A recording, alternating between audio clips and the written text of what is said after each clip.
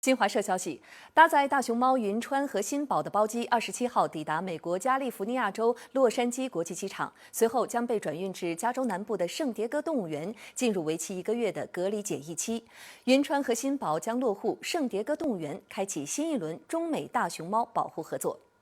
云川为雄性，2019年7月28号出生；新宝为雌性，2020年7月23号出生。两只大熊猫当地时间26号晚从大熊猫保护研究中心四川雅安避风峡基地起运，经成都双流国际机场搭乘包机出发。